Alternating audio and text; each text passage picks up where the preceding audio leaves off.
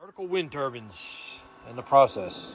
Anyway, I went back and I've been busy doing a bunch of things, but getting in here, self-teaching myself how to TIG, weld aluminum.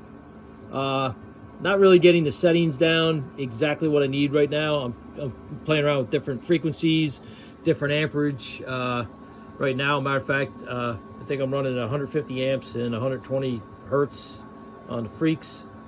And I was thinking maybe go to a smaller thing, but I'm using the 1/8 inch tungsten right now. So anyway, that's all done. Not done, but like that one's done.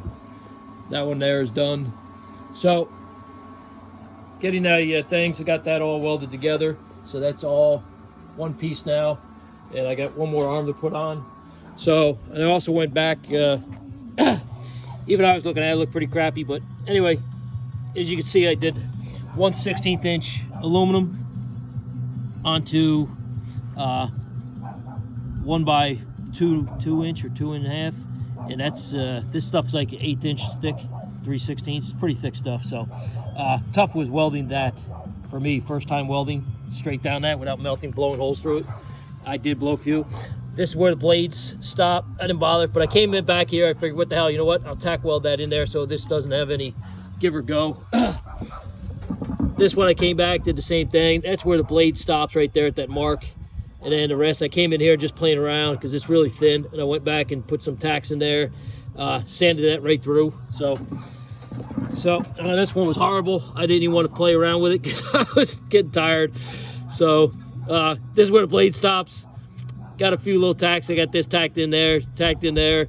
This is where I was just melting through. I just was having a horrible night last night, and I just melted that. So I just caught the corner of that. This is all underneath the blade, so I'm not even worried about that part. This is the part that I'm really satisfied with. That I had to take my time and did everything and made sure it was on there solid. So this is the top plate.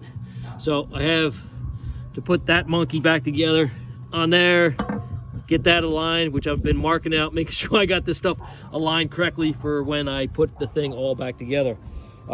All the end caps now, instead of being just brazed on there, now I TIG welded the aluminum, got those are all countered. I think I showed you guys on the video before. So that's the update.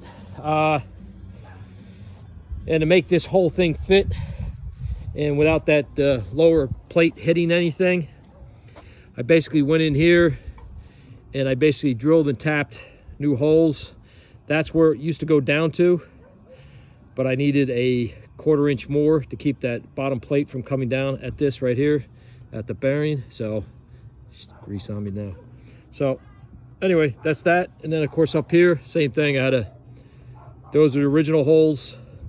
I had a 1/4 tap these bad boys, just that much up, so I can use original screws, but I can use 1/4 instead, going through there. And of course that's the centering rod that's still in there, pulling down on the shaft all the way down in here, and it catches it somewhere around here. It's a steel rod that goes up here in the center, so that's pretty darn stiff. It's got a little flex out there, but not too bad. But that's over a few feet, I guess. Let's check it out. So over the 24 inches, so that's vertical.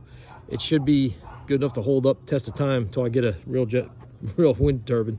So anyway, that's it. That's the progress. And I'm in here welding. I got one more arm to weld back on, and then I'll be putting this thing back together on top of it. So that's about it, man. But learning curve on TIG welding comes really quick. I did do this, and I don't think it's going to really matter. I welded the top, but I did not weld the bottom. I just went and clamped together, so it's got a seam. If any water gets in the end caps or anything like that, it's got somewhere to go and drip out. So that's about it.